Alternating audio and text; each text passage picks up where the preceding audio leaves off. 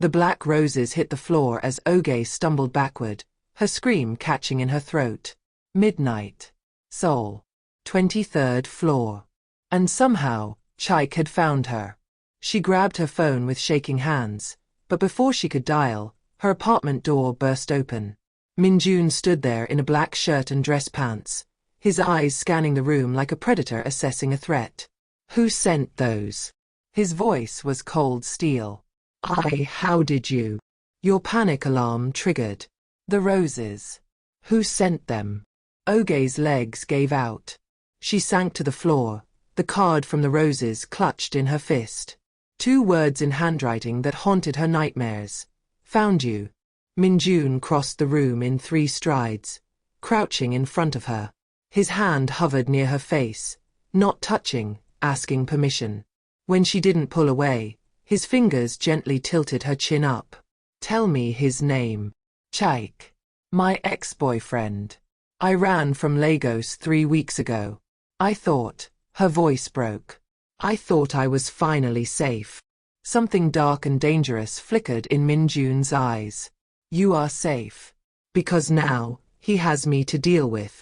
You don't understand. Chike is. He's connected. He has people. Money. He always finds a way. So do I. Min-jun stood, pulling out his phone. He spoke rapidly in Korean, his tone commanding. Then he turned back to her. Pack a bag. You're staying in my penthouse tonight. I can't just. Oge. He said her name like a promise. I'm not asking. Before she knew what was happening, she was in Min-jun's apartment. Floor-to-ceiling windows overlooking Seoul. Marble. Leather. Luxury that made her tiny studio look like a closet. But it was the way he moved around her, protective, careful, aware of her every breath, that made her feel something she hadn't felt in 3 years. Safe. Sit, Min-jun said, gesturing to the couch. I'll make tea. She watched him in the kitchen, this mysterious billionaire who'd somehow decided she was worth protecting. Ji-woo's words echoed in her mind. He's dangerous. But he's never hurt anyone who didn't deserve it. Min-jun returned with 2 cups, sitting close enough that she could smell his cologne. Bergamot and cedar. Tell me everything, he said. And she did. 3 years of hell poured out. How Chike had seemed perfect at first. Charming. Successful. How slowly, he'd started controlling her. Who she talked to. What she wore. Where she went. How he'd isolated her from her family in Lagos, convinced her that no one else would ever love her. He said I belonged to him, Oge whispered. Like I was property. Min-jun's jaw tightened. You don't belong to anyone but yourself. Then why does it feel like he still owns me? I'm 8,000 miles away and I can still feel his hands. She stopped, her breathing ragged. Min-jun set down his cup and took her hands in his. His touch was warm, steady. Nothing like Chike's possessive grip. Look at me, Oge. She did. 5 years ago, my sister Seo-yun called me. She was hiding from her husband in a hotel. I told her to call the police. I thought the law would protect her. His voice cracked. I found her body 3 hours later. Oge's heart shattered. Min-jun. I've spent 5 years making sure that never happens to another woman. Not on my watch. Not in my city. His thumb traced circles on her palm. You walked into this building 3 weeks ago with a bruise on your wrist and fear in your eyes. I've been watching you ever since. That should terrify me. But it doesn't. It wasn't a question. She shook her head slowly. No, it doesn't. The air between them shifted. Charged. Electric. Oge, Min-jun breathed, his eyes dropping to her lips. Tell me to stop. She didn't. He kissed her like she was oxygen and he'd been drowning. Soft at first, then desperate. His hands cupped her face, careful of the fading bruise on her jaw. She melted into him, 3 years of fear dissolving in the warmth of his touch. When they pulled apart, both breathing hard, Min-jun rested his forehead against hers. I'm going to end this, he whispered. Chike won't touch you again. I promise. How? Let me worry about that. He pulled back, his expression turning cold and calculated. Right now, I need you to trust me. Can you do that? Oge had spent 3 years not trusting anyone. But looking into Min-jun's eyes that understood her pain, that saw her as something precious instead of property, she found herself nodding. Yes. I trust you. Before you find out what happens next, hit that subscribe button and drop a like on this video. You won't want to miss how this unfolds. The next morning, Oge woke up in Min-jun's guest room, momentarily disoriented. Silk sheets, morning light, the smell of coffee, and voices in the living room. She wrapped herself in a robe and crept to the door. Located in Lotte Hotel, a man's voice said in Korean. Room 1547. He checked in yesterday with 2 associates. Surveillance. Min-jun's voice. Cold. Controlled. Already in place. He hasn't left the room. Good. I want to know every move he makes.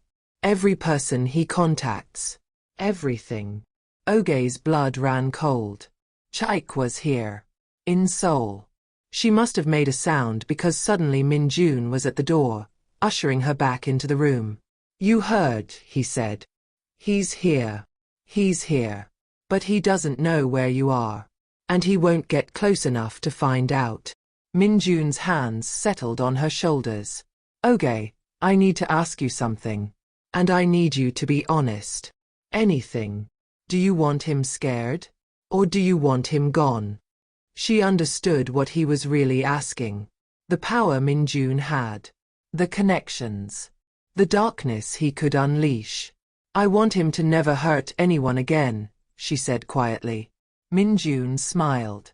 It wasn't a nice smile. Consider it done. 3 days passed like a fever dream.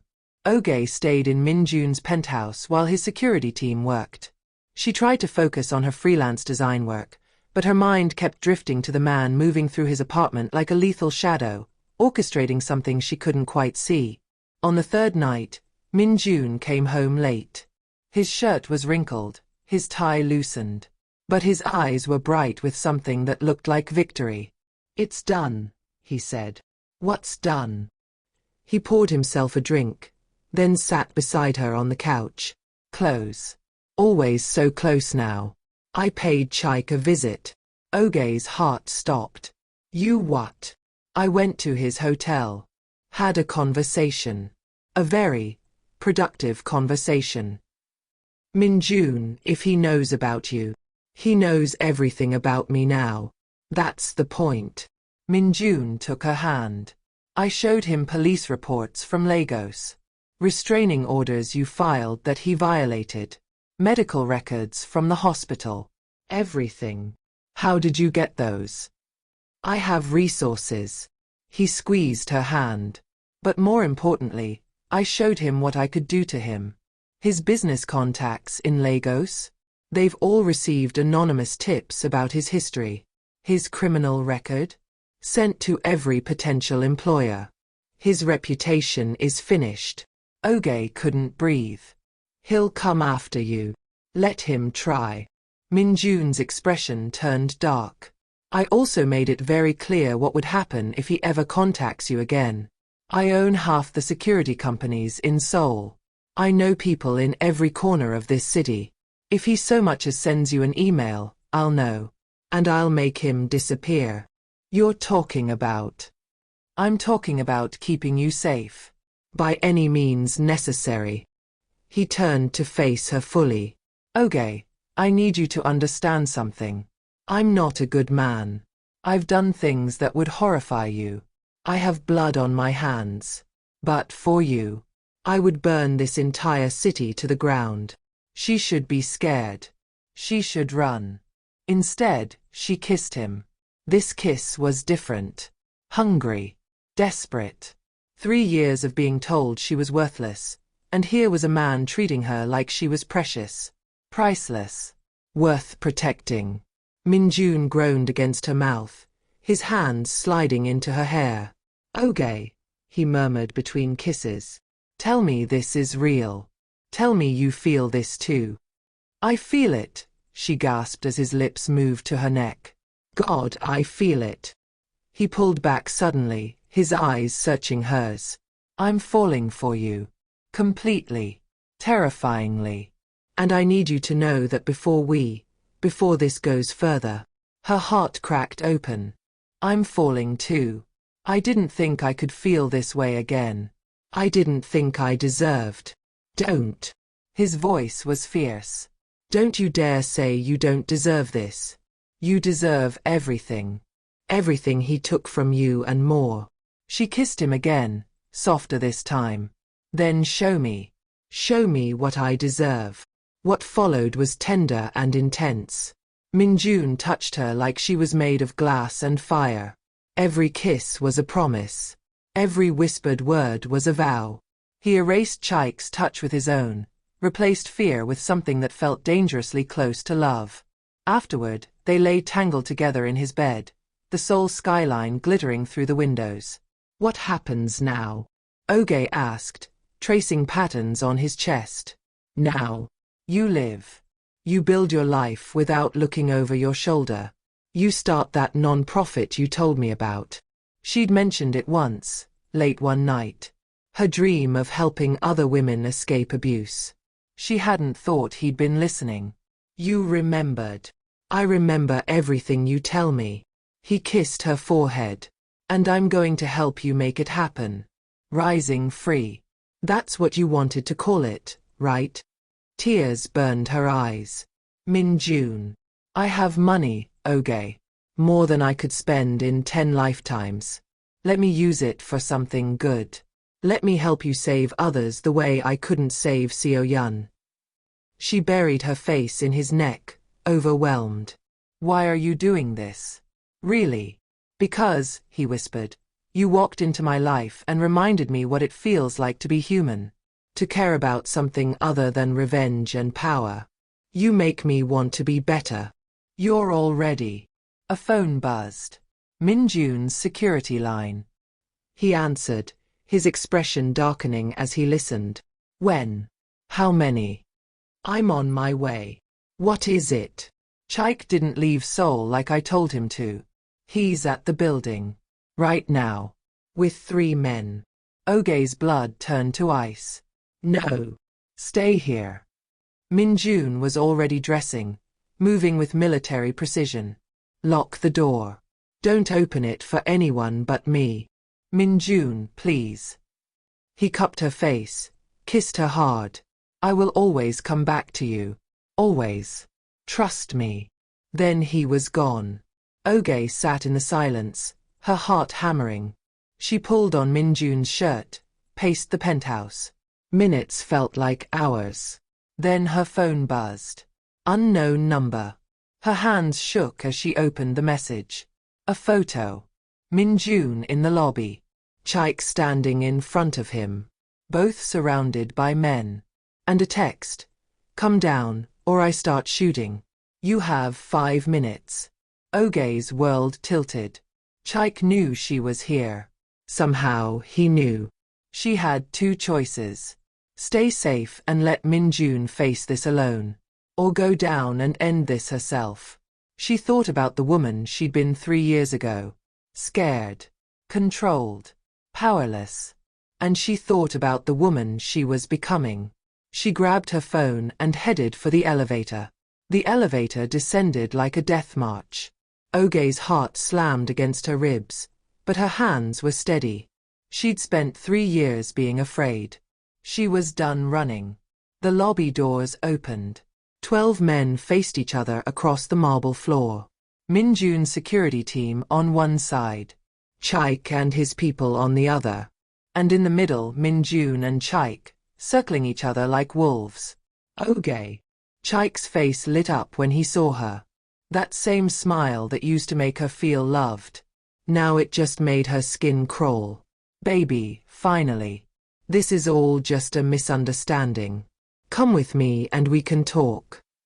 "No." The word cut through the lobby like a blade. Chike's smile faltered. "What?" I said no. Oge walked forward, positioning herself beside Min-jun. I'm not your baby. I'm not your anything. I'm done, Chike. It's over. You don't mean that. You're confused. This man has manipulated you. The only person who manipulated me was you. Her voice rose, 3 years of rage finally breaking free. You controlled me, hurt me, made me believe I was nothing without you. But I was wrong. I'm everything without you. Chike's expression twisted. You ungrateful. I gave you everything. A home, money, protection. You gave me a prison. Oge's hands were shaking now, but not from fear. From fury. You tracked my phone. Monitored my emails. Hit me when I talked back. That's not love, Chike. That's ownership. I never meant to hurt you. I love you so much that sometimes I lose control. That's not love. Min-jun's voice was quiet, deadly. Love doesn't leave bruises. Love doesn't make someone afraid to breathe wrong. Chike turned on him. You have no idea what we have together. She's mine. She's always been mine. She's not property, Min-jun said. She's a person. And she chose to leave you. Accept it. Never. Chike reached for something in his jacket. Everything happened at once. Min-jun's security moved. Chike pulled out a gun. Oge screamed. But before anyone could fire, Min-jun was there. He grabbed Chike's wrist, twisted. The gun clattered to the floor. In 3 brutal, efficient moves, Chike was on the ground, Min-jun's knee on his back. You just assaulted someone with a deadly weapon in front of 12 witnesses, Min-jun said calmly. Seoul's finest will be here in approximately 90 seconds. You're going to prison, Chike. And when you get out, if you ever come near Oge again, prison will seem like a vacation compared to what I'll do to you. Sirens wailed in the distance. Chike thrashed. You can't do this. You don't know who I am. I know exactly who you are. A coward who hurts women because it makes him feel powerful. Min-jun leaned closer. But you have no power here. Not anymore. The police arrived. Handcuffs. Rights read in Korean. Chike screaming threats as they dragged him away. And then, silence. Oge's legs gave out. Min-jun caught her before she hit the floor, scooping her into his arms. I've got you, he murmured. It's over. You're safe. She buried her face in his neck and finally, let herself fall apart. The next morning, Oge woke up in Min-jun's bed. He was sitting in a chair by the window, watching the sunrise. You stayed up all night, she said. I wanted to make sure you were okay. She sat up, pulling the sheet around her. I'm okay. I'm free. He crossed to the bed, sat beside her. Chike is being held without bail. Assault with a deadly weapon. Plus, I had my team dig deeper. Turns out he has outstanding warrants in 2 other countries for similar charges. He's going away for a long time. Oge closed her eyes, letting the relief wash over her. It's really over. It's really over. Min-jun took her hand. What do you want to do now? She paused. I want to help others. Women like me. Women still trapped. Rising free. Rising free. She squeezed his hand. Will you help me? I'll do more than help. I'll fund it. Staff it. Use every resource I have. He pulled her close. But first, there's something I need to tell you. Her heart skipped. What? I'm leaving the business. The criminal side. All of it. His eyes were intense. You make me want to be better. To do better. I can't change my past, but I can change my future. For you. With you. Oge's vision blurred with tears. You don't have to change for me. I want to. Because you're right. There's a better way. A legal way to protect people. To help them. He cupped her face. You've shown me that. And I love you for it. The words hung in the air. You love me. Desperately. Completely. Terrifyingly. He smiled. I know it's fast. I know we barely know each other. But when I'm with you, I feel like I'm finally living instead of just surviving. And if you need time. She kissed him. Poured everything she felt into that kiss. When she pulled back, she was smiling through her tears. I love you too. I didn't think I could. After everything. But you, her voice caught. You make me believe in second chances. He kissed her forehead, her cheeks, her lips. We'll build something beautiful together. Rising free. A real life. A future.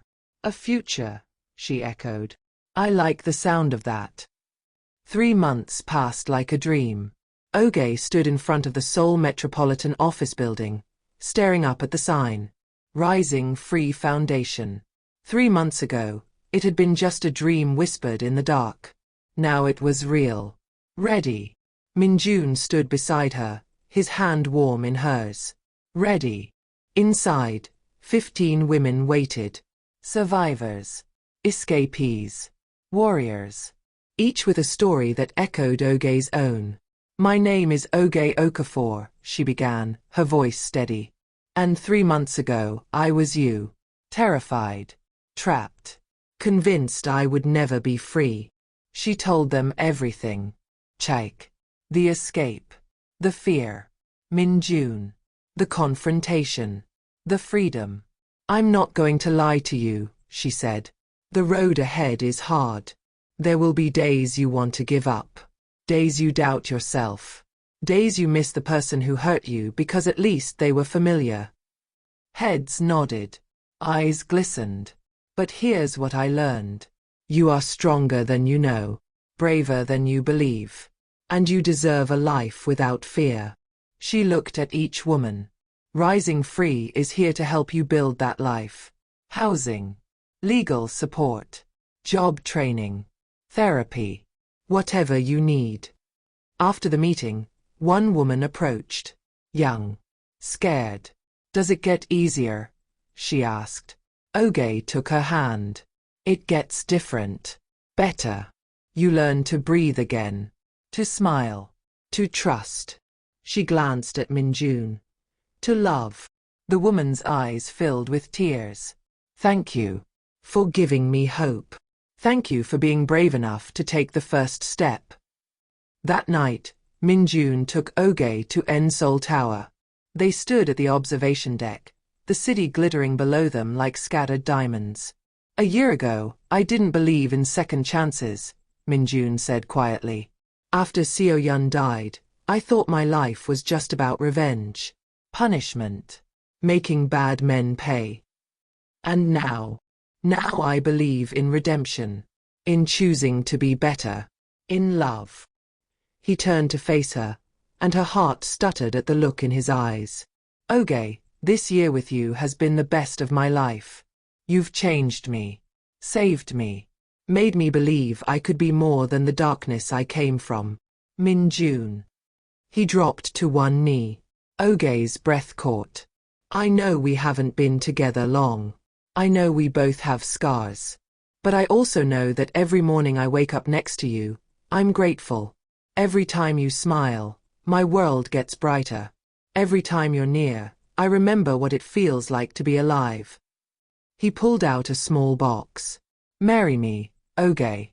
Let me spend the rest of my life making sure you never have to be afraid again. Let me love you the way you deserve to be loved. Completely. Safely. Forever. Tears streamed down her face. Yes. God, yes. He slipped the ring on her finger, a simple platinum band with a single diamond. Perfect. Just like this moment. She pulled him to his feet and kissed him as the city lights sparkled around them. This kiss was different from all the others. It tasted like promises. Like hope. Like home. I love you, she whispered against his lips. I love you more than I have words for. he replied. They stood wrapped in each other as Seoul pulsed with life below them. Two broken people who'd found each other in the darkness. Two survivors who'd chosen to build something beautiful from the ashes of their pain. What do you think? Min-jun asked. Will you be happy here? In Seoul. I'll be happy anywhere you are. She smiled up at him. But yes. Seoul feels like home now. This city gave me back my life. We gave each other our lives back, he corrected, kissing her forehead. As they left the tower, walking hand in hand through Seoul's glowing streets, Oge thought about the girl who'd arrived here 4 months ago. Terrified. Running. Broken. That girl was gone. In her place was a woman who'd found her strength. Her voice. Her purpose. A woman who was building a future instead of running from a past. A woman who discovered that love didn't have to hurt. That protection didn't mean control. That safety could feel like coming home. She glanced at Min-jun, this fierce, complicated man who'd chosen to be her sanctuary, and smiled. Sometimes, she thought, the person who saves you isn't the one you expect. Sometimes they're the dangerous billionaire next door with blood on their hands and gentleness in their touch. Sometimes they're the broken soul who understands your pain because they've lived through their own. And sometimes, the greatest love stories aren't about finding someone perfect. They're about finding someone who sees your scars and loves you anyway. Someone who'll stand between you and the world and say, not her. Never her. Someone who'll help you remember that you're not just a survivor. You're a warrior. And you deserve everything. 6 months later, Rising Free had expanded to 3 locations across South Korea. Oge and Min-jun married in a small ceremony surrounded by the women they'd helped save. And Chike. He was serving 15 years in a Korean prison, and every day Oge woke up grateful she'd never have to see his face again. She'd found her sanctuary. And she'd found her love. And she'd found herself. If this story touched your heart, let us know in the comments where you're watching from. We'd love to hear from survivors around the world. You're not alone. You're not broken. And you deserve to be free. Hit that like button if you believe in second chances. And subscribe for more powerful stories like this. Your story isn't over yet.